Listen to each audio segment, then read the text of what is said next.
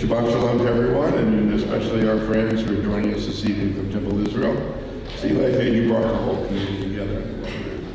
I apologize for my voice. I've been dealing with this cold, but it will prevent my singing, and that is something to be grateful for. Either that or I've developed an allergy to the building since I left it.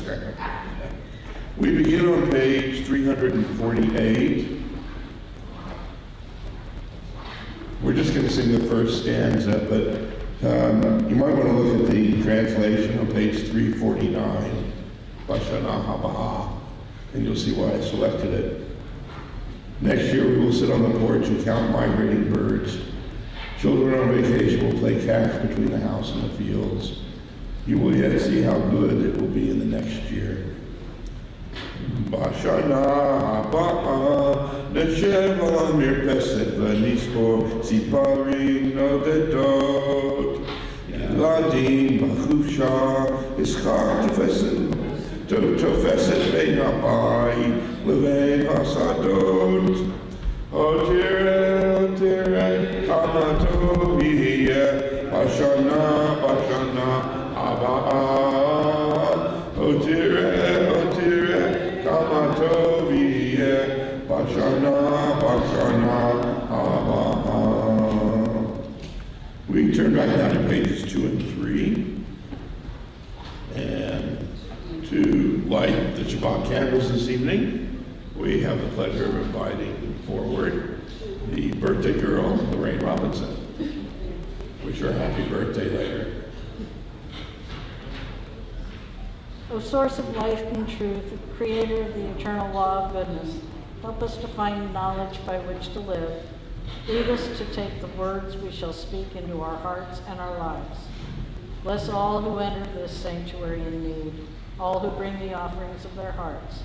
May our worship lead us to acts of kindness, peace, and love.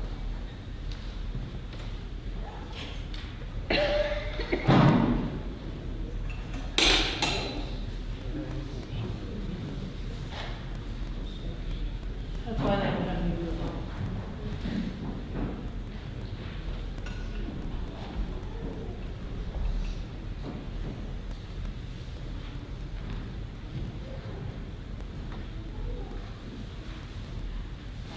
Baruch atah Adonai Eloheinu melech haolam asher kedeshanu b'mitzvotav v'tzivanu l'hadlik ner shel Shabbat. Blessed are you, Adonai, our God, sovereign of the universe, who hallows us with mitzvot, commanding us to kindle the light of Shabbat. Amen. We continue on page 9 at the bottom of the page. Incidentally, we will be speed davening this evening. I've been given instructions, half an hour, so that we can have as much time as possible with Leica. Together at the bottom of page 9, we offer thanks, O God, for this Shabbat which unites us in faith and hope. For Shabbat holiness, which inspires sacred living. For Shabbat memories going even in darkness. For Shabbat peace, born of friendship and love. We offer thanks and blessings.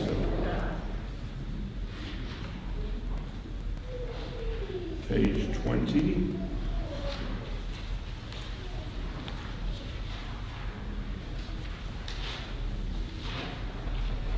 L'chadodi verses 1 and 9.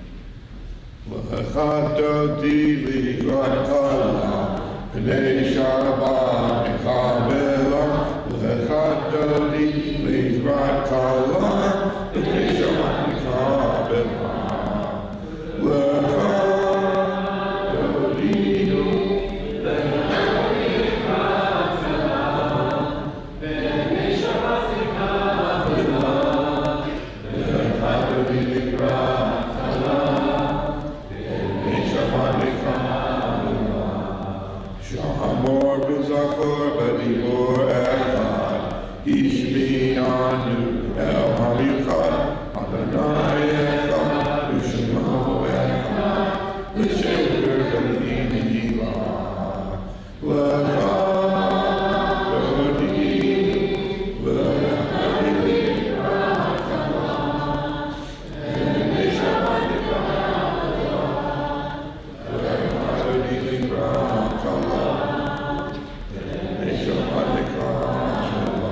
Verse 9, please stand. Sholom, Azer Gam V'Simcha V'Sholom, Tochem Lunei, Am Segula, Lo Yichal,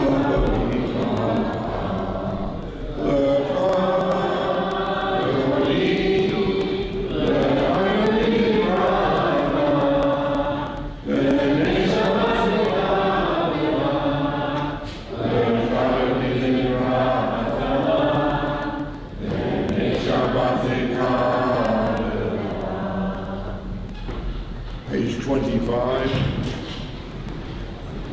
V'yetze Yaakov miBeersheba, and Jacob left Beersheba and set out for Haran.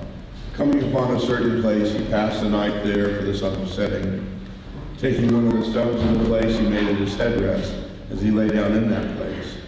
He dreamed, and lo, a ladder was set on the ground, with its top reaching to heaven, and lo, angels of God going up and coming down on it. And lo, Adonai stood up above it and said, I, Adonai, am the God of your father Abraham, the God of Isaac. The land on which you are lying I will give to you and to your descendants, and your descendants shall be like the dust of the earth. You shall spread out to the west and the east, the north and the south.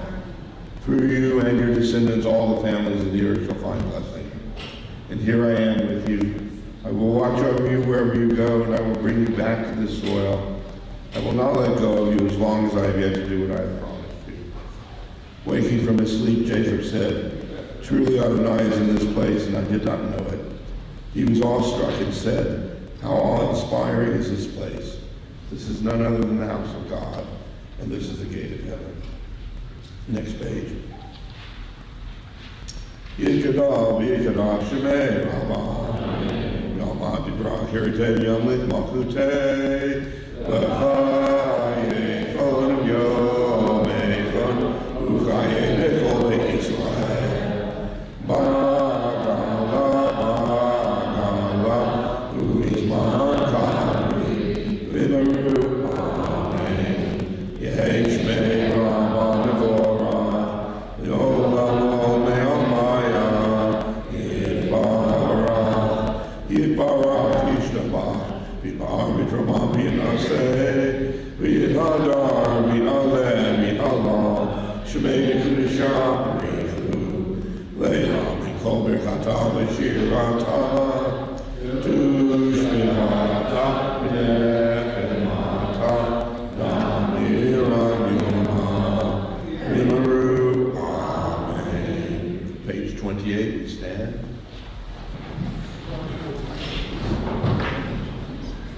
Baruch Hu Adonai HaGevorah.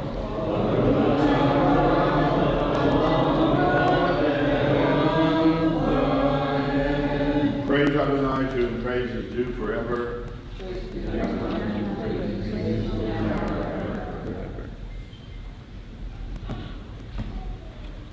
Page 31.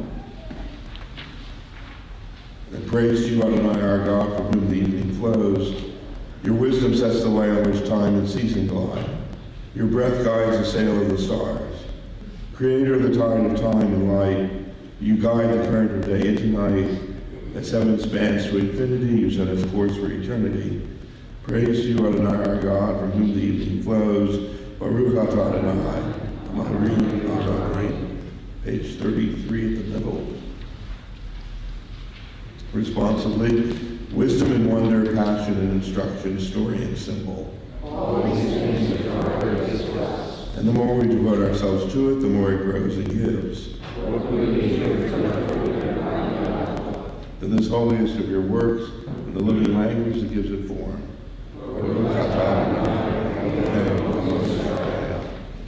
Hear, O Israel, Adonai is our God, Adonai is one. Blessed is God's glorious majesty forever and ever. Shema Israel, Adonai Eloheinu, Adonai Echad, Baruch Shem, Kevod Malchuso, Le'olam Vaed. Please be seated. We continue to share in chants through on page 36.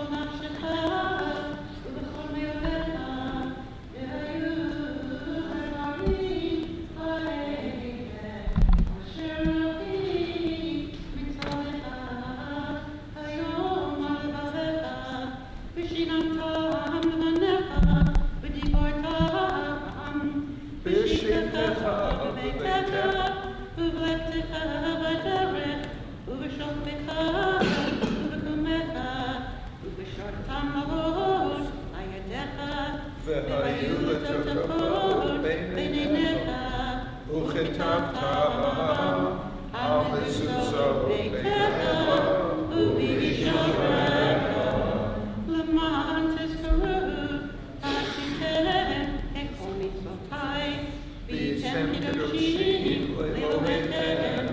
אני אדוני אלוהיכם, אשר הוצאתי אתכם מארץ מצרים, להיות לכם אלוהים.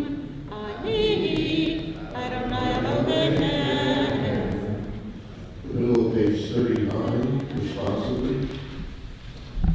In a world torn by violence and pain, a world far from wholeness and peace, give us the courage to say Adonai, there is one God in heaven and earth.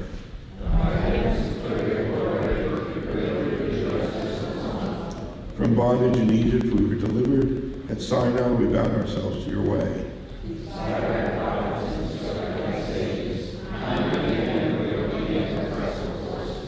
Though our failings are many and our faults are great, it has been our glory to bear witness to our God, keeping alive in dark ages your vision of a world redeemed.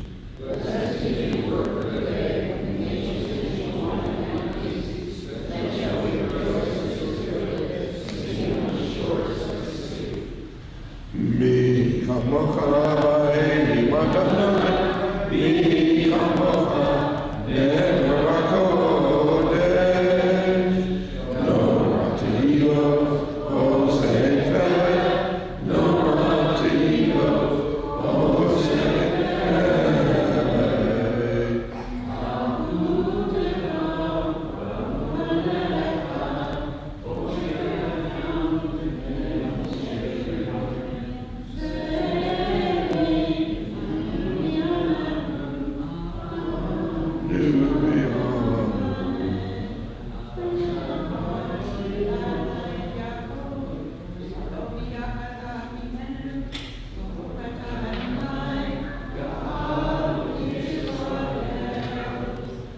Top of page 43 together. Let there be love and understanding among us. Let peace and friendship be our shelter from life's storms. Adonai, help us to walk with good companions, to live with hope in our hearts, eternity in our thoughts. We may lie down on our knees, rise up waiting to do your will. Baruch atah Adonai, Aparei Sukkot Shalom Aleinu, Ve'al Kol Israel, Ve'al Yerushalayim. Page 44. The people of Israel shall keep Shabbat, observing Shabbat throughout the ages as a covenant for all time. It is a sign for all time between me and the people of Israel. For in 6 days Adonai made heaven and earth, and on the seventh day God ceased from work and was refreshed. Page 155.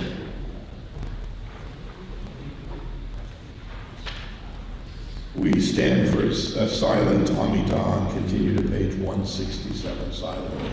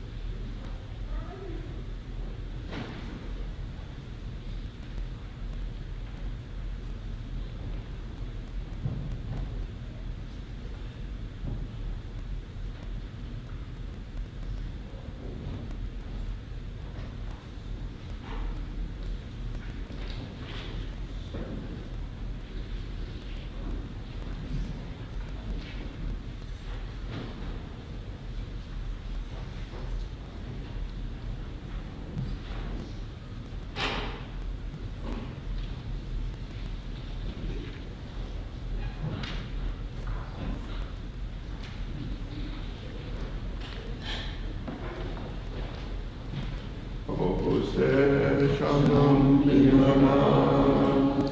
U'naseh Shalom Aleinu. E'nachol Yisrael. V'imru Amen. Yaseh Shalom. Yaseh Shalom. Shalom Aleinu. Ve'achol Yisrael. Yaseh Shalom. Yaseh Shalom. Shalom Aleinu. Ve'achol Yisrael. Yaseh Shalom. Yaseh Shalom. Shalom Aleinu. Ve'achol Yisrael. Yaseh Shalom. Yaseh Shalom. Shalom Aleinu. Ve'achol Yisrael. Kiddush may be found on pages 4 and 5.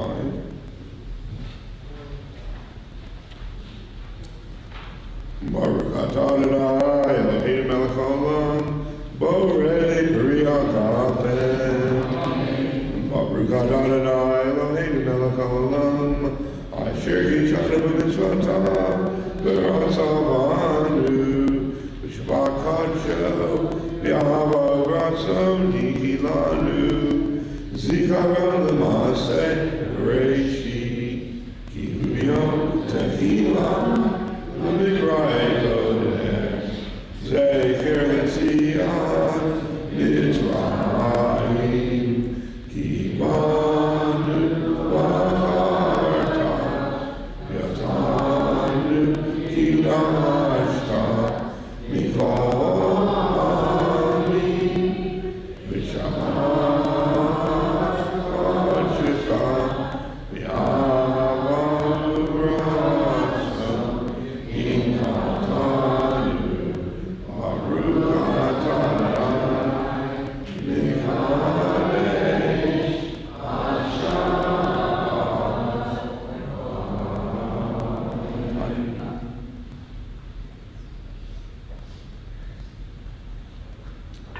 Page 253.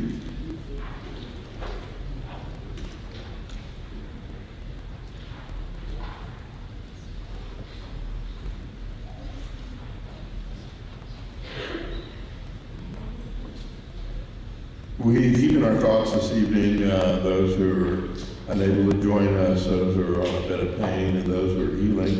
We include in our thoughts Lucy Karen, Perry Singer, and Heidi Sherman. Are there others whose names we'd like to keep in our prayers? Elaine Pills, Howard Pills. Cheryl Byron. Ashley. Sheila. Joel? Middle second?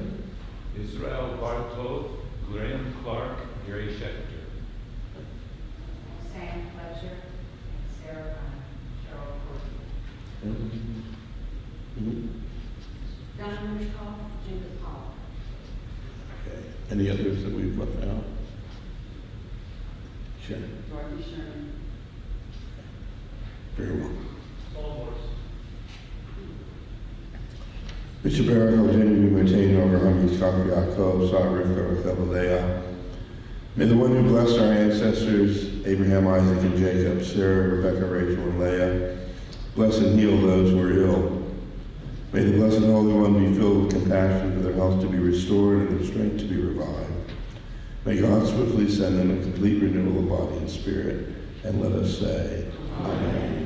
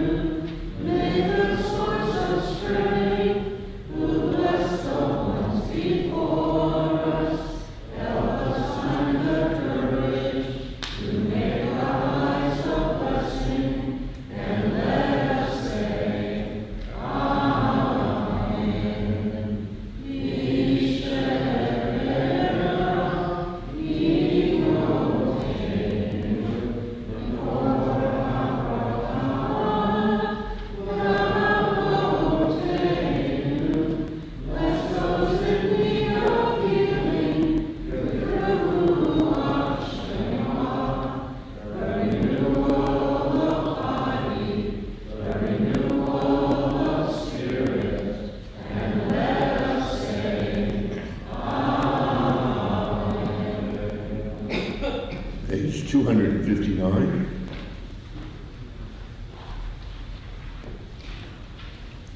Pray for the peace of Jerusalem. May those who love you prosper. Avinu Shabbat Shamayim, O Heavenly One, Protector and Redeemer of Israel, bless the state of Israel, which marks the dawning of hope for all who seek peace. Shield it beneath the wings of your love, spread over the canopy of your peace. Send your light and truth to all who lead and advise, guiding them with your good counsel.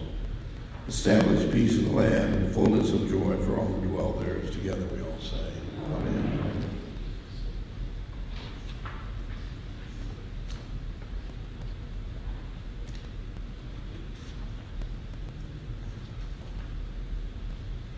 As we turn to page 282 for the Aleinu, Rabbi Stern, would you like to join me up here, please?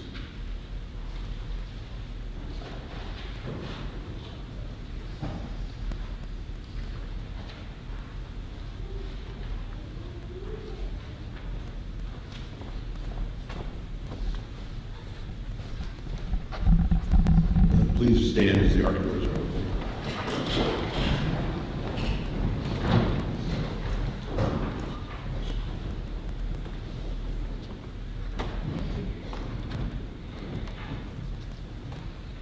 At the bottom part of the page, Aleinu l'shabeach v'adon ha'kol, v'ateinu v'alei separatish, shelo asanu shnoyei ha'ratzon, v'lo samanu, v'izmekot ha'adama, shelo samkakin Israel, v'gol ha'aleinu, k'kol ha'adam, v'ananu glory, v'yishar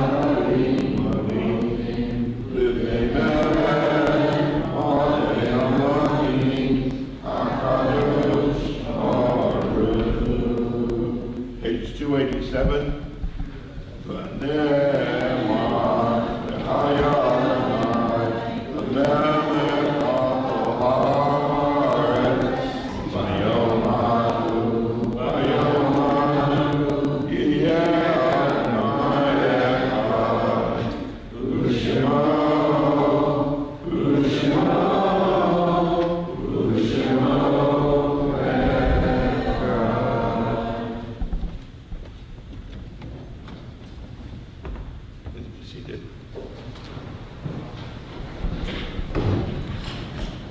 Beginning on page 288, you'll find a selection of meditational readings. If you would take a moment and choose one that speaks to your heart this evening.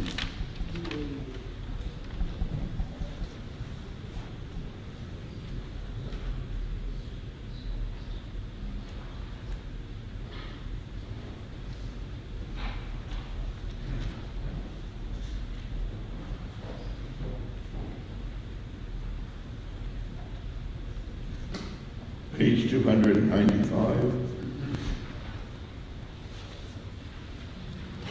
We think of our loved ones whom death has recently taken from us, those who died in this season in years past, and those whom we have drawn into our hearts with our own. On this Shabbat at Temple Bris Sholom, we recall the names of Edith Levin, Judy Foster, Elizabeth Turk, Michael Falk, Daniel Ballin, Alvin Carlin, Norma Gerstle, Richard J. Spence, and Ralph Hurwitz, taken from us over the course of the previous year. And from across the years, we recall the names of Ira M. Abramowitz, Marilyn Woods Allen, David S. Benjamin, Jeanette Morris Bryan, Bill Goforth, Lynn Hurwitz Jackman, Judy Kaplan, Abraham Kessler, Mark Parienti, Sam Robinson, Samuel Rutieser, Leonore B. Salzenstein, Sam Scrow, Kenneth Shea, Betty Shanfeld, Edith Harris Shapiro, and Eleanor Zaraski, taken from us, the arts of whose passing takes place at this season of the year. Tonight from Temple Israel, we mark the yard sites of David Dumashik, Herman Goldberg, Mary Black Kitterman, Frank Lehrman, Sam Robinson, Seymour Schreier, Margaret Stern, Ann Stetson, Dr. Ephraim Fishoff, Elizabeth Nathanson, Francis Weiss, Eugene Kodash, James E. Myers, Ida Bass, William Marks, Edward Brown, and Rose Snyder Stern. And in the past year, from our congregation, Maurice H. Nagorski, Raylan Luce, Anita Mosto, Melissa Jo Rubin, Leslie Mosto, Lisa Hope Goldstein, Karen Dahlquist, Moshe Passman, Lila Mae Castigar, Joan Loeb, George Mann, David Alexander Raykov, and Abby Lauren Robbins. Zikronam Levracha. May their memories be for blessing. As together we now stand for Mourner's Cottage on page 294. Kedal v'Kedal Shemei Rabah, Nolamah Divrah Kiratei V'Yamli Malkutei, V'chayei Chon V'Yomei Chon, V'chayei Cholei Yisrael, V'Adalah V'Zman Kari V'Yomei, Yehei Shemei Rabah Novrah, V'Elam L'Me'amaya, Yitbarach V'Yishtabach, V'Yifahar V'Yifahar V'Yinaseh, V'Adar V'Yinaseh V'Yinaseh V'Yinaseh V'Yinaseh Elam V'Kol Birchata V'Shirata, Shuzbechata V'Nechemata, Rabbi V'Olamah V'Yirumeh, Yehei Shalom Rabba V'Shemaya, Chayim Aleinu V'Yalkal Yisrael V'Yirumeh, Oseh Shalom V'Yirumah, V'Yaseh Shalom Aleinu V'Yalkal Yisrael V'Yirumeh. May the source of peace grant peace to those who mourn, comfort all who are grieving among us, as we say, Amen. Please be seated.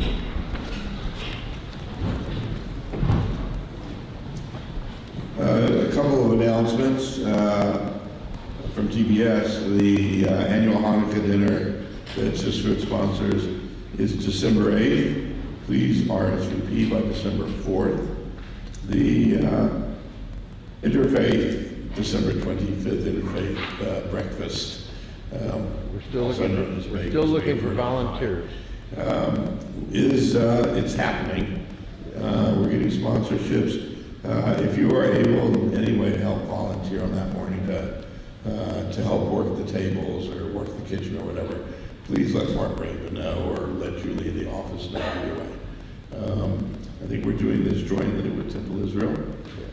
Proceeds this year are going to St. Martin de Porres, as they did last year, because it's a worthwhile local cause and because they have all the young people that we no longer have to help clear the tables and take the dirty dishes away and so forth. So it seems to be a good partnership. That's the morning of December 25th. Rabbi Stern or Pam, any announcements for TI? Our Hanukkah dinner is December 10th on Sunday, and RSVP is to Ozma on the 4th. Okay. And we are also doing the holiday dinner with you. So yes, we are, and we're very happy to. And breakfast, you know.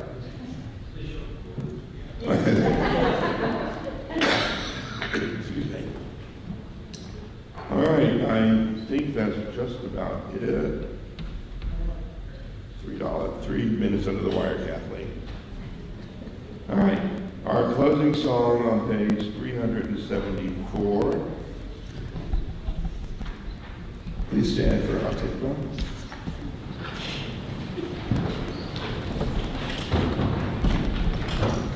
And if somebody would find the song.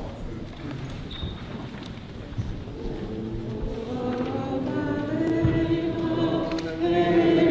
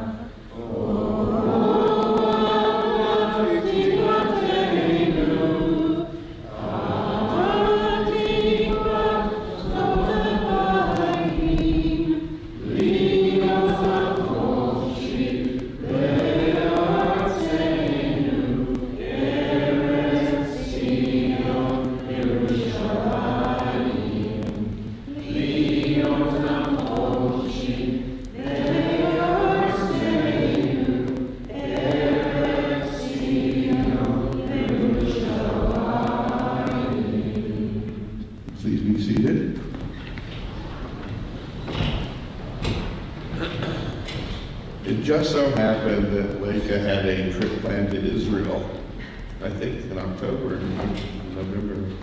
At any rate, while she was there, she came down with COVID, and that kept her there a little longer than she planned. And while there, October 7th happened, and that kept her there a little longer than she had planned. But she is back now, and we are grateful and glad that she's back. And the way this is going to work this evening, Leica is going to come up here and speak from the bima with the microphone and so forth. When she is done with her remarks, she'll open it to Q&A, probably about 5 questions, see how time allows. We're trying to keep this to about a half an hour. So maybe 3 to 5 questions from the congregation. In order to ask your question, you need to be able to get up here and to speak it into the microphone. Okay? So that everybody can hear the question, and so that Leica doesn't have to strain to hear it. Or you can go up there, that's fine. And again, depending on how time runs, we might be able to continue it a bit, but we're trying to close things down at 7 o'clock so we can get down to the ONEG, and there you will have a further opportunity to besiege her with more questions if you still have that. So Leica, thank you so much.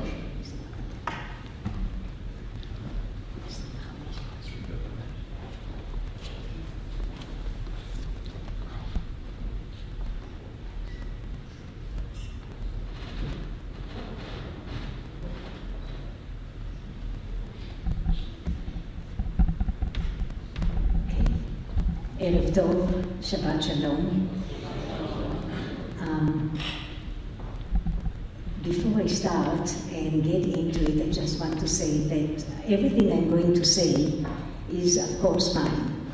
And whatever I feel, whatever I saw, my conclusions, my perception, it's the way I interpret it, the way I feel it.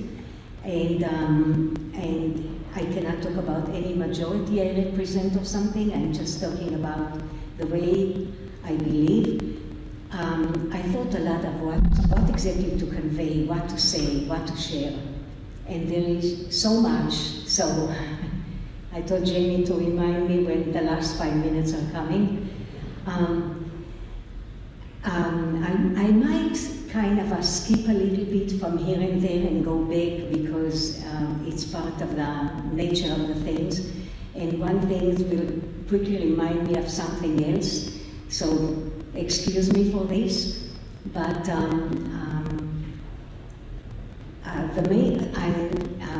I cannot start without a little bit of a background, a little bit of history, a little bit how we came to where we came.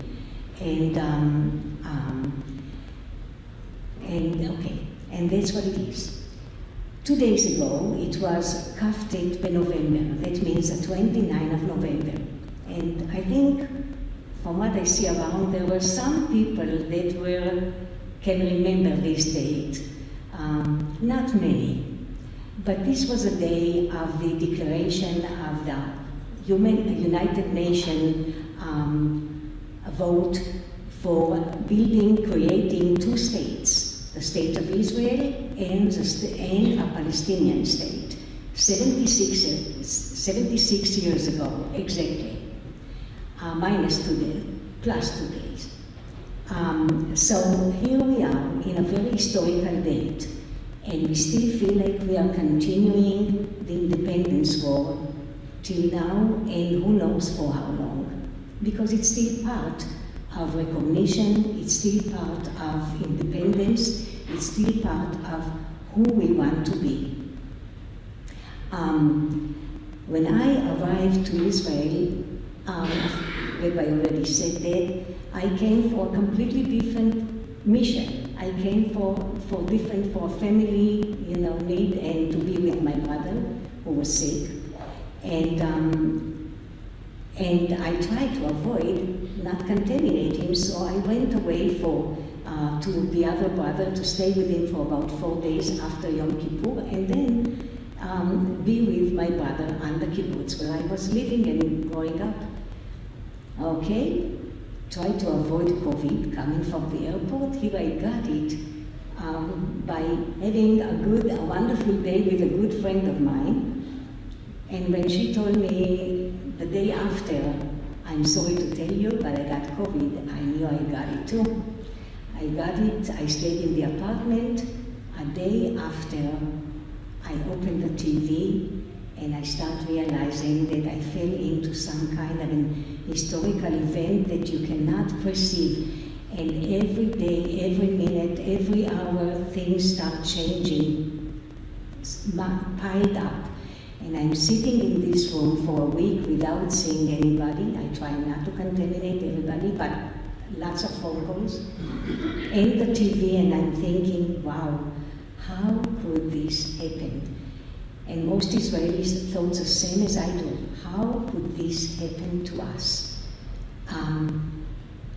Israel that is so prepared, that can be any place in the world and save earthquake missions in sooner than any other, half a world away, sooner than any other team, could not be there to help those kibbutzim and moshavim that are there for so many years next to the Gaza Strip and left them alone. How could this happen? What happened here? And there are lots of things to say about it. Of course, we are still in the middle of it, and as you know, today the fights started again. So we are in the middle of everything, and definitely should expect many more months to continue like this way or another until it will come to its end. But at the same time, when we faced the new reality of what is happening, and slowly I start seeing people, there was the evenings when I was walking, when it was the only time I left the apartment, I knew nobody will be outside. People were just glued to the TV. So I could walk and breathe some fresh air. And then as time goes by, we realize that we are into a new reality. At the beginning, Israelis felt, everybody felt a lot of sympathy. It was atrocities like you haven't heard for years. Things that we could not even believe this is what was happening. And the realization was extremely painful. But the sympathy very quickly changed and became to be, if you open the TV a little bit, and Israelis did it less than others, but I'm sure here you are much more aware of it, it changed to criticism, and especially from the left. And I think in some way the left in the United States and Europe, I cannot call it just a betrayal, but I would say that this was a double pain. And to be so misunderstood and to be so, we understand that there are many powers behind it. We definitely understand that the academics fail tremendously. Probably they don't like to change the notes or syllabus or whatever they prepare. But the continuity of using slogans that are so far-fetched from reality, it was a climax of cynicism. When we heard the slogan from the river to the sea, Palestine will be free, there is no other way to interpret it. And it was so tough to hear. When you hear it from Palestinians, that's one story, but when you hear it from Westerners, especially universities, what does it mean? And we know very well what it means. And you can shout this in an open, progressive, liberal society. I understand societies that sanctify death and violence, but to hear it in the United States like this, and then usage of words like colonialism, there is nothing more opposite than the creation of the State of Israel and colonialism. It happens during the time of colonialism, towards the end of it. But the aim of settling in Israel was just the opposite, is to take people who were away from their own land 2,000 years to give them a safe haven. This is not colonialism and genocide. The population of the Palestinians amounted, and if let's say the most 1 million Palestinians left Israel during independence war, most likely 700,000, not more. It depends who gives you the numbers. Nowadays they are close to 9 million. This is not genocide, unless we don't know what it means, genocide. The population of Israeli Arabs who live so freely. The oncologist of my brother is definitely an Arab. The guy who operated him is an Arab doctor. We talk to them all the time. They are definitely free to live, and this is their tough situation where they are, definitely how to handle these two loyalties, but apartheid? This is far from apartheid. The only country in the world that Arab Supreme Court judge could fire a president, it's in Israel. That cannot be apartheid. Because the judge who wrote the verdict about Qatar, if you remember, quite a while ago, was an Arab Supreme Court judge. Now, when we talk about indigenous people, we heard about that too. That's above and beyond. As you all know, the United Nations has provisions clearly dictated who is indigenous and who is not, and what are the criteria. And the Jewish people feel all the criteria. I have them on slides. If somebody is interested, I'd be glad to send it to you, but you can search it yourself. All the criteria are definitely filled to the 100% by the Jewish people. In fact, the Palestinians feel only few of them. So what I would like to say, it's not indigenous, it's not genocide, it's not apartheid, it's nothing. It's pure anti-Semitism, because Jews used to be a ball to play with. And we have another by anybody who needs it for their own needs. And in this case is not different, except this time anti-Semitism comes to show that Jews are not moral. And that's a different kind, a different face. Before, maybe they needed children's blood, now it's being immoral. Somebody has put a lot of effort into this propaganda, successfully. And if you probably cannot remember, but Ismail Haniyeh, one of the Hamas leaders a few years ago, was interviewed on the American TV. And this was after the George Floyd incident. And in the interview, what he said was a great idea, he created a brand. He said, like George Floyd said, I cannot breathe, everybody remembers it, and he said, we feel the same. We cannot breathe since 1948, and I'll get into it. Cannot breathe since that. This immediately made an echo, especially among minorities and in some places in the black communities, identification. Now we have a brand. We are the ones who were tortured, and we were the ones who were. So the Israelis are the white one, and we are the other colors. Oh gosh, if you've ever been to Israel, half of the population is definitely not white. And more than that, there is no connection between the truth. The opposite is the truth. But it's a brand now. Now we have somebody to identify with. We can shout all what we want to shout against the others who did these bad things to us, but we use Jews to do it. That's how we can express it. So what I'm trying to tell here, and not to make you too upset, it got us very upset and sorry about the situation, but Israel was put in a situation that it could not react differently. And this is something to understand. It's not only a cynicism, it's a cultural thing.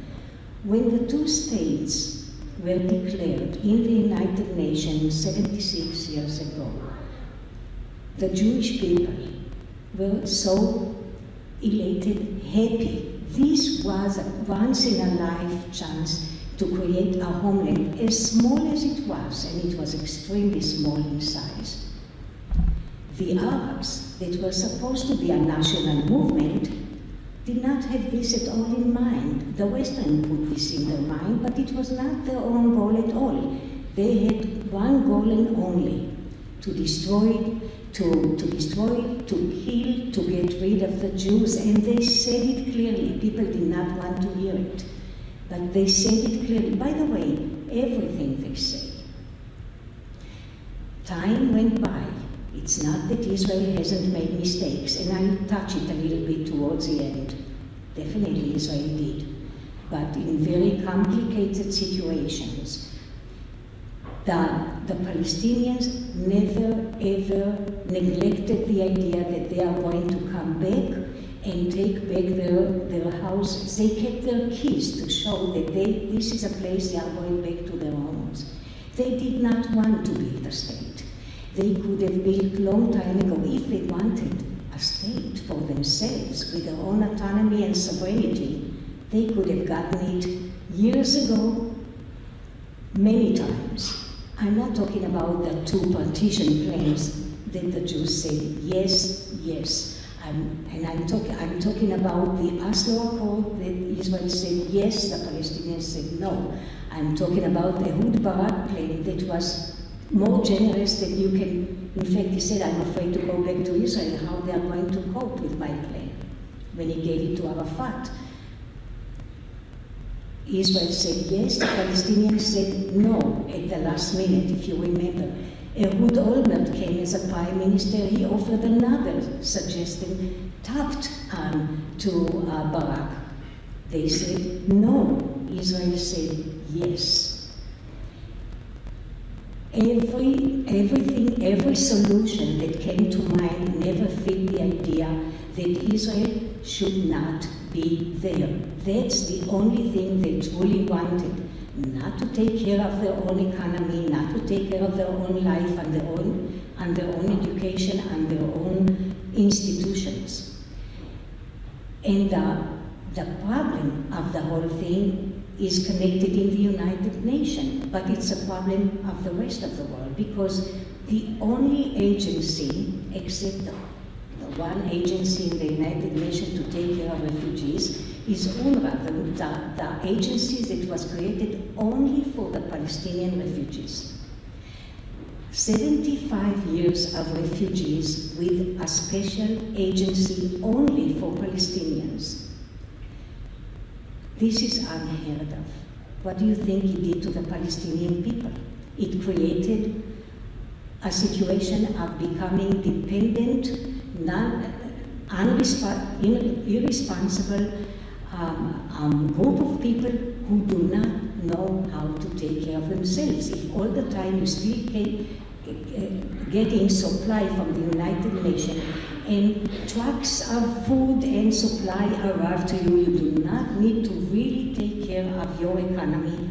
What it did to them? More dependency, developing more dreams of going back and live in their houses before the Nakba, before the disaster, and not accepting anything else. Reality. As if it was the only nation ever in the world that went through crisis, conflicts, and war. In the 20th century, there were so many wars, so many refugees. After the Second World War, there were millions of refugees all over Europe. After 5 years, nobody heard about a refugee. I can give you examples. This page is not long enough to give examples. How many refugees? Even think about Yugoslavia. Do you hear about refugees nowadays? And it was totally dismantled into different countries, and they are living next to each other without rockets day and night. In the last 15 years, Israel is conducting a defense system, not attacking, a defense system against the Hamas. And I'll talk about the difference between Hamas and Palestinians, but they, of course, there is a lot of connection. In the last 15 years, Israel developed the Iron Dome that you all know about, and a lot of weaponry to defend its citizens from rockets that keep coming back and forth all the time. And it's expensive to build all these safe rooms and safe school and safe shopping malls and safe. It's a very different types of building. It's extremely expensive. All the time just defense. 15 years, no other country would ever agree to be rocketed continuously and be on the road, and then you hear the siren, you leave the car and run to the field and put yourself on the floor down for 10 minutes. It's very tough to live like this. Or if you're living near Otef Aza, the area around Gaza Strip, you got 10 seconds to collect your kids and run to the safe room. Who can do that all the time and then stay there all night sometimes? And this is going on for 15 years now, non-stop. I think the amount of rockets that were sent to Israel is probably close to 15, no, it's 20,000 at least, if not more. And the world do not talk about it, of course not. While the world also, okay. What I would, to say, so I'm talking about that stuff, and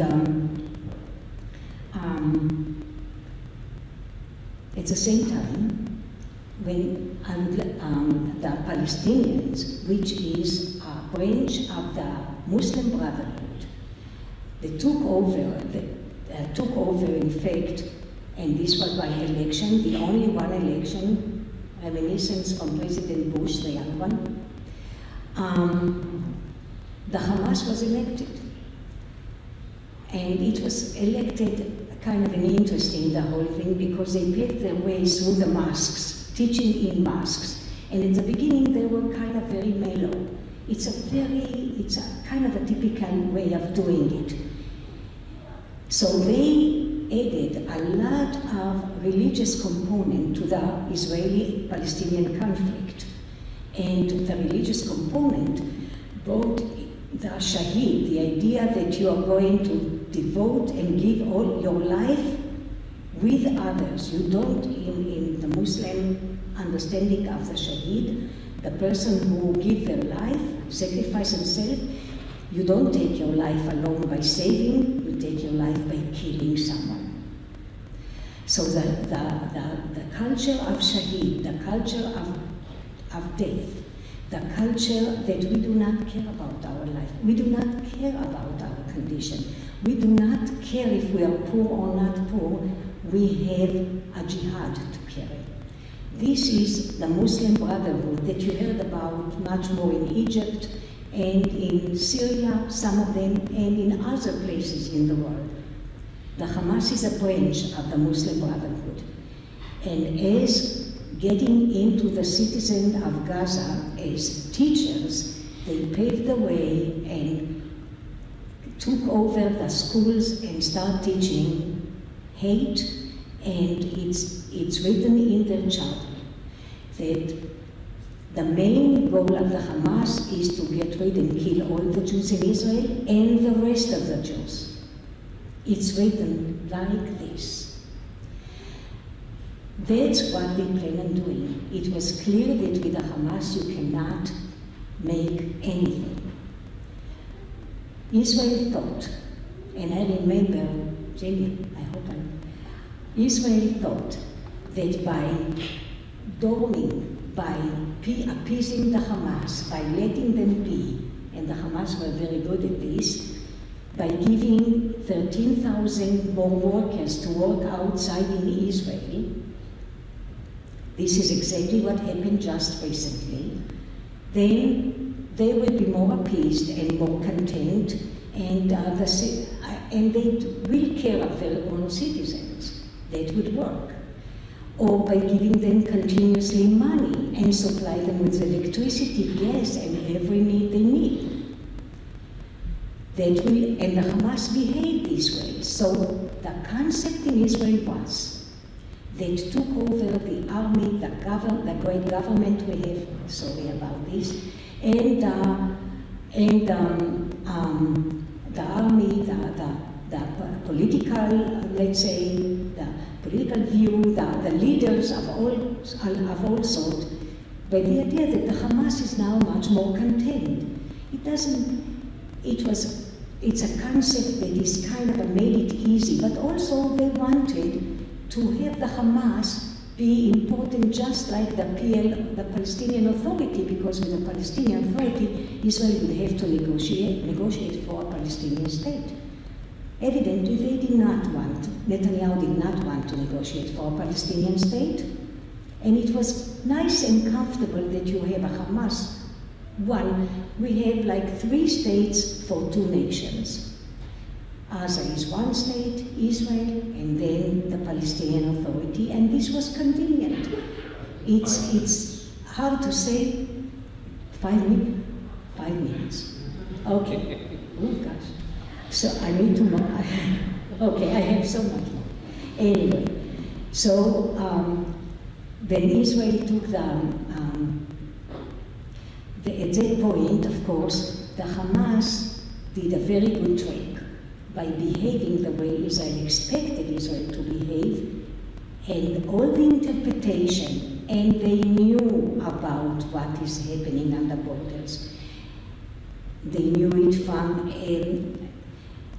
probably many of you heard about 80 to 100 unit, this intelligence unit of the Israeli army, already a year ago, or less than a year ago. And then especially from those women soldiers that are supposed to follow the screens of the border and see if there is a change. Nobody really listened to them, although they kept saying all the time. And they explained very particular what is seen, what they see, and how they interpret it. And they knew exactly who is a farmer there and who is a suspicious kind of person, and they gave all their information. But there was a meeting, a very important meeting, army meeting, on that night, on the of October 6th. And they were dealing with all the information they got, and they decided not to decide and to meet the next day, except the next day it was too late. It's exactly what happened. What I want to say, I want to say a few things that I saw, and I'll do it quickly. There are not only bad things. What I saw in Israel are few things that I haven't seen before. Israelis all of a sudden realize that they are not just Israelis, they are part of the Jewish world. I don't think I've seen this before, but the Jewish world and the Jewish destiny became much closer. All of a sudden we experienced pogrom. We experienced something that we never thought we will ever be. The idea that Israel is so strong, and it is strong, but not so much socially nowadays as you follow the last 10 months of demonstrations and dissatisfaction with what's going on politically. But Israel is a very strong country economically, scientifically, technologically. There is no question about it. It's a country that all the time new things are coming. But that also creates some kind of hubris, some kind of a feeling that if we have the most sophisticated fence, we are secure. And evidently, technology does not solve all problems when somebody just come in on a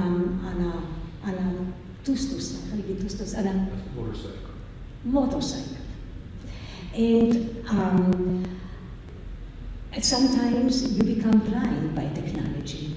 Also, the Israelis realized that there is a need the dilemmas are so huge.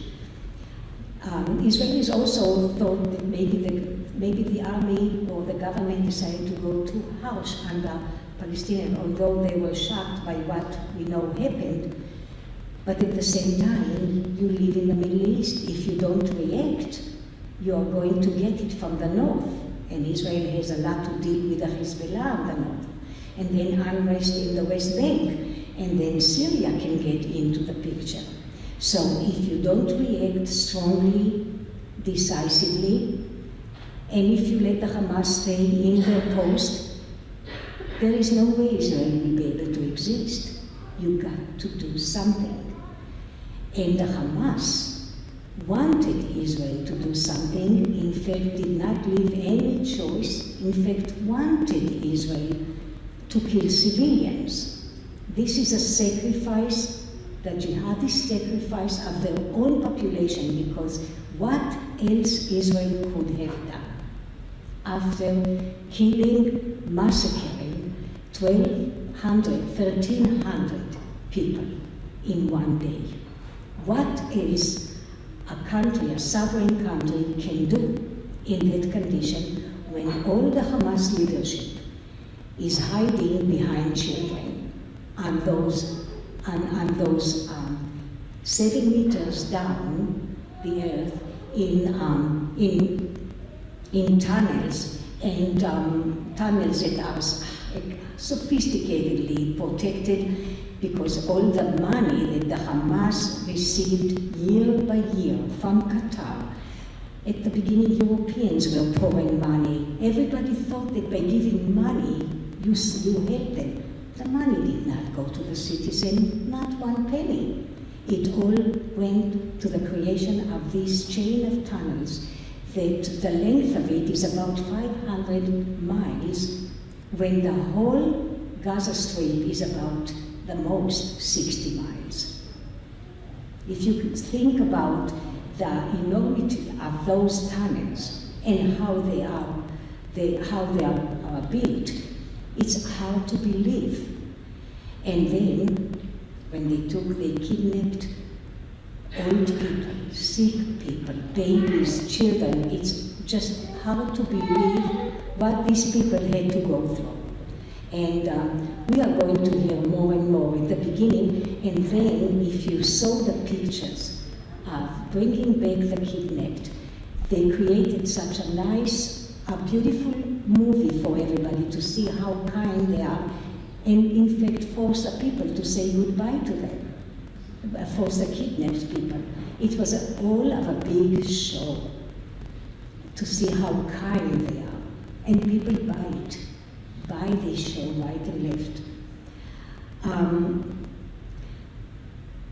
But what impressed me? Impressed me the power of the people of Israel, the volunteerism that I saw. Amazon cannot compete with what group of people, and those people were the people that organized the demonstration for 10 months. This is the same population that created storerooms, huge, in Tel Aviv and other places in Israel, to supply everybody who lives, especially in the south, but most of the people in the south has to move to the center of the country. Also, I forgot to say, people from the north, in many kibbutzim of the north, and town like Kiryat Shmona, they had to be evacuated because of the Hezbollah. So now the population are all these misplaced people that are moving from the south, from the north into the center. Who takes care of all these people? not the government, not BIT. The government of Israel maybe now started working. It took the government at least a month, and I'm not exaggerating on anything. The people, the citizen. In my kibbutz, many families simply, if they have upper level and 2 levels in the house, they quickly emptied one of the levels in the house and gave it to a family from the south to live in forever, until as long as they need it. Many. I went and I talked to Hani. Hani is a woman from Gaza. She is a Dutch woman that got married with a kibbutznik 40-something years ago. Her kids, she stayed in Israel, near Gaza. And she was in her house when the whole thing started and got into a safe room, was alone in her safe room. Lucky her, nobody penetrated her house. It's kind of unusual because Kfar Aza is one of the kibbutzim that got many, many dead people, and some kibbutzim lost more than a quarter of their members. And some are still kidnapped. Some still, you don't know what's happened to them yet. So it's kind of tough.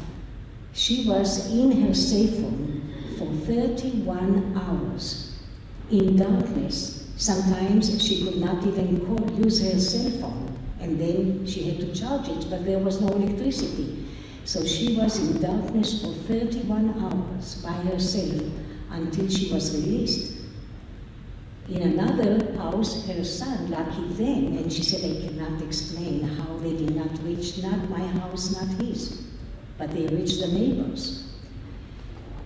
Sat with his children and his wife for 36 hours. How to keep children not to talk. Without electricity, 36 hours. And she said, yeah, we went through Holocaust, but I cannot. She was really, it touched me a lot. So what I want to say, it's a voluntarism. We decided, I went with my 2 nephews and their mother. 2 other people joined us. We decided also to help in agriculture like most of the country does. And many people, a day before us, they told us, these people, these farmers, that a whole bank came and helped them because 8,000 workers from Thailand that work in Israel were called back to Thailand. They could not stay in Israel. The government of Thailand told them to leave immediately and go back. Now, what are the people who have cows in the south, who have fields, who have vegetables to pick, things to do? What are they going to do? The volunteerism, the volunteers from all over, from all walks of life, kind of went in and helped them. And we worked hard for 4.5 hours on our knees like this, and gosh, we felt so good about it at the end. It was really nice, and they were so happy. But another thing that I would like to say, that supply was not in need, was not in a problem because of those people who took care of supply. Everything went through computers. You could easily get what you needed, and they would bring it to you. This was amazing. What was another thing that was extremely impressive were the women. I don't think there was ever a war, and I've been to wars in Israel, that women got into position that I don't think they even expected to be. There is a special unit of women that do tanks, they drive tanks, and they are fighters by all means. This group of women, Karakal, the name of it, they killed a big bunch of terrorists on their own. And really, and none of them got lost. It's amazing.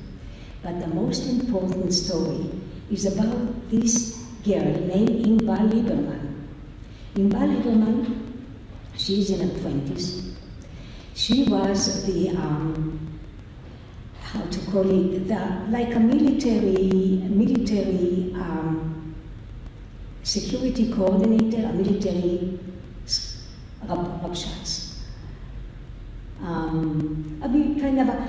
She was the head of the securities of the kibbutz. Every settlement, every kibbutz, every moshav, supposed to have, they don't always take care of it properly, supposed to have a group of people that have weapon, although they confiscated the weapon and put them in a storage, and this was another problem. And they are more trained, every now and then they are trained, and when there is a need, they come and they're supposed to protect their settlement of their kibbutz quickly. So she was the head of this squad. Somehow, and there was a siren, but the sirens are usually because of rockets. But she had a very different senses, not like in the other places, and she was the only woman in this job. And she, with her very special senses and some kind of noises that she heard, she realized that something else is happening. In no time, she called all the men on this squad quickly to come to the storage room, gave them their weapons right away, and gave them a map where each one of them is supposed to stand. This is the one kibbutz, the only one kibbutz, that terrorists came by the hundreds. None of the kibbutz members in this kibbutz got killed or wounded. One of this squad kibbutz member who was from this rapid, emergency group, one of them got killed. But the terrorists left the place without being able to get in. And squad like this, we are talking about 20 people only. But no one could get into the kibbutz, and it's only because of her.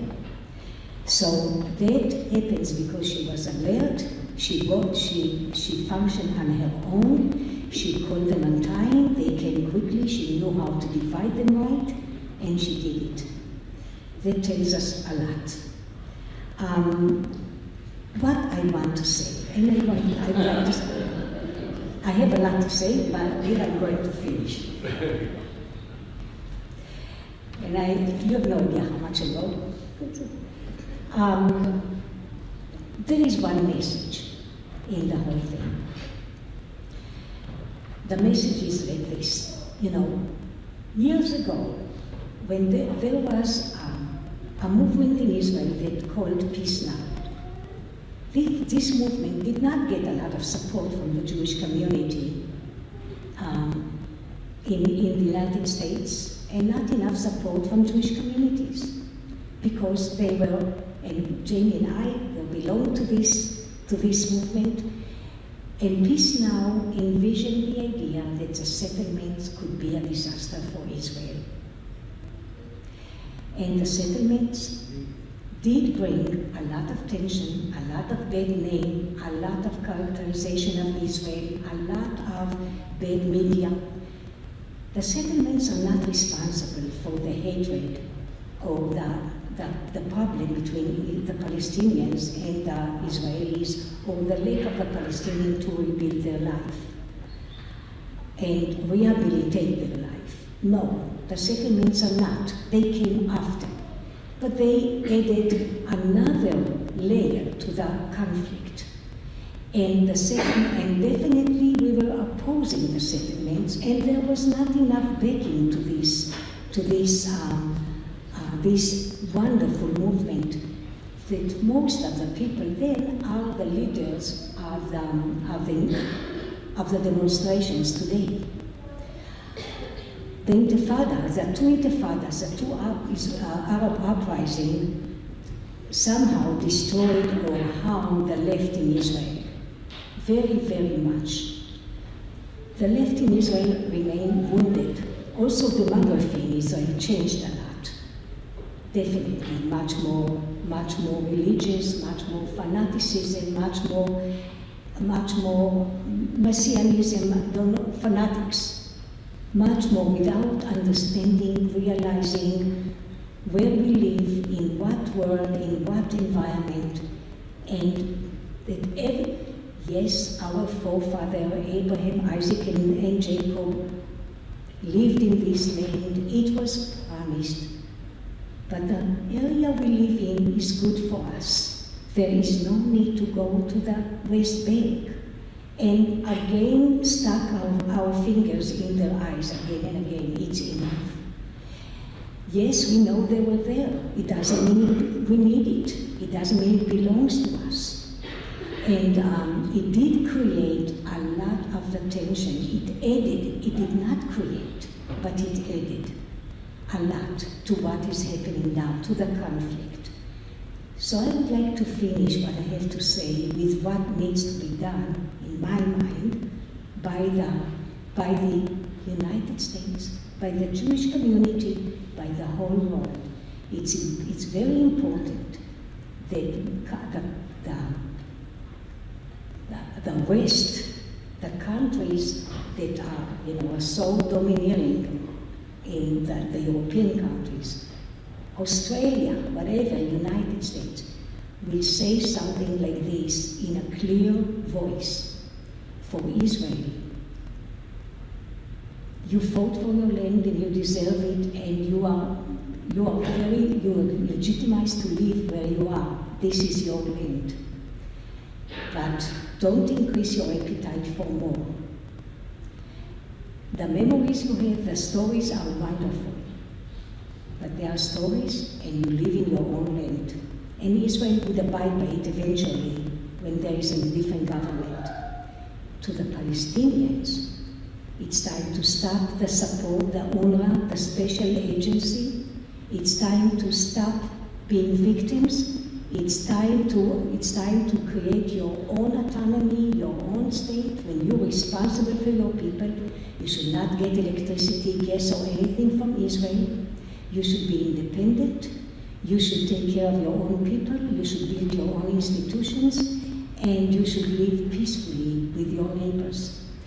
And if this will come with strong words to both sides and work towards making new arrangements, maybe one day, it will not be tomorrow, definitely not, one day it might work. But we have to start with the victimhood, the dependency, the UNRWA that supply them food all the time and all that stuff. They need to work in their own place and start create their own economy. And I think that slowly might change what is happening now.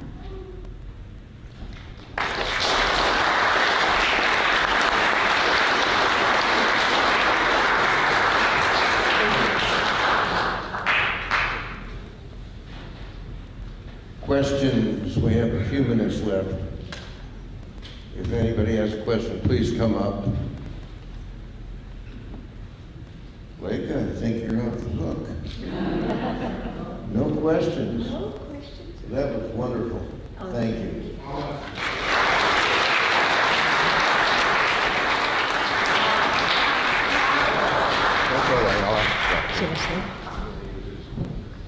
Leica, I wonder if you could comment a little bit in greater detail about the Muslim Brotherhood.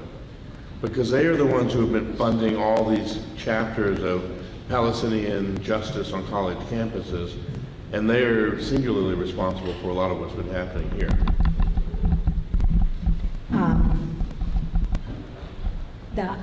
There is a lot to say about the Muslim Brotherhood. Definitely they got in here also. Hold it right up to your chin. Yeah. Also, they definitely got into universities. Also, Qatar poured a lot of money into American universities. And Qatar is connected with the Muslim Brotherhood because there was, I cannot remember the name of the man who ran away from Egypt when Egypt was taking control over the Muslim Brotherhood, who definitely were very close to control and took the leadership after what's his name died. Anyway, this guy moved to Qatar and succeeded to have a lot of influence in Qatar and make it a safe haven for Muslim Brotherhood. Qatar now is a main negotiator to release the captive, the kidnapped, the Jewish captives in Gaza. And it's awful for Israelis. This is more than insult to the ego, because definitely Qatar is the one that gives the money to the Muslim Brotherhood. Qatar gives the money to the universities in the United States, and affect what you see a lot. Qatar is, their money definitely goes to create this tension and hate as much as possible. And there are many things that I could not talk about, but the Hamas is definitely, it comes directly from the Muslim Brotherhood with the same agenda. And so in one place they'll have this name, in another place they have this name, but all in all, it's a very dangerous branch. And now you can understand why only a military man could control Egypt after the Muslim Brotherhood, because if not that way, then Egypt would have gotten lost with the Muslim Brotherhood, definitely. Thank you very much. Yes. Another question? Why not? We have a captive audience. Where does Iran fit into all of your thinking?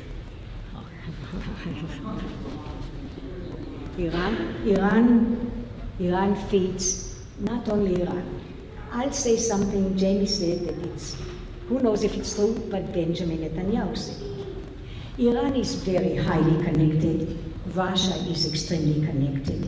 There is a local politics, there is a geopolitics, and definitely it's all connected. You probably remember that not too long ago Israel was supposed to have a peace treaty with Saudi Arabia. Yes. Okay? It was supposed to be in these days. Okay? This war was definitely planned.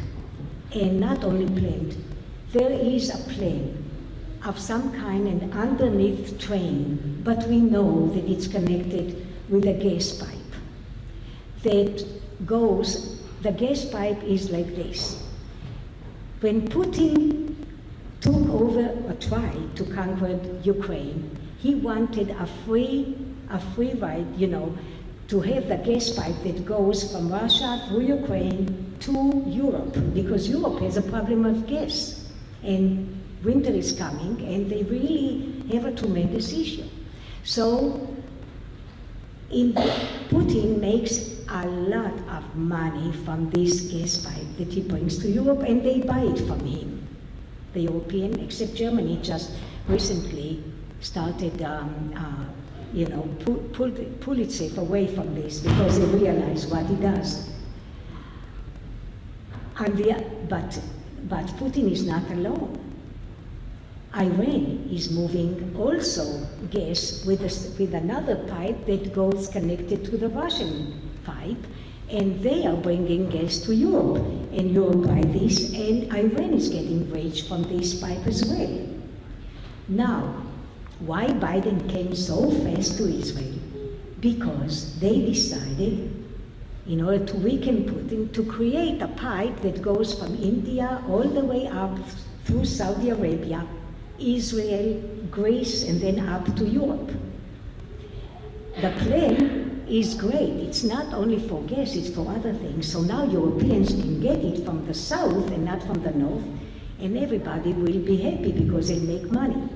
And Putin will get weakened, and the Iranian will have less money. The Iranians are behind almost everything that you see. When they say that the Iranian did not know about this attack, of course, they would never do it. It's coordinated. The Iranian knew, the Hezbollah knew. The Hezbollah said that we'll follow you, we'll back you up, and they do but up till now, to a certain extent, let's hope it will not develop. The Iranian control everything. Okay, so I'll finish the story with the gas pipe. So, and the whole plan was on its work. We all know already that in Greece they really worked on this pipe. And it was a great idea, except Putin saw the situation, and with Iran they planned the whole idea. Let's create a war in the Middle East, not a cycle of violence like everybody used to, but something much, much more serious. And this is what they created. That doesn't take away the responsibility of Israel of what happened. That's a different story. But definitely it was Iran and Russia. Now, that's one thing. And by the way, in this case, why Biden reacted, Biden knows what's going on. Definitely he knows. And to protect Israel, when you say that Israel protecting the West, United States interest and the West interest, this is just one example. Israel is in the forefront and get all the criticism and everything because it's in the forefront geographically of where it is. And in its special, unique place, it creates that kind of an issue. We have to understand that it's much bigger and deeper than we realize. Also, Iran has its own army, which is a northern part of Israel. It's in Lebanon. And they keep destroying this small country to the ground. And the Hezbollah, in fact, took over. And nowadays, even if Lebanon wants to get it, it cannot get rid of it. And they become bigger and stronger and nowadays, very important part of its economy too. So Iran is almost in everything that you can just imagine, and someone has to do something about it. Anyway. We're out of time. Okay.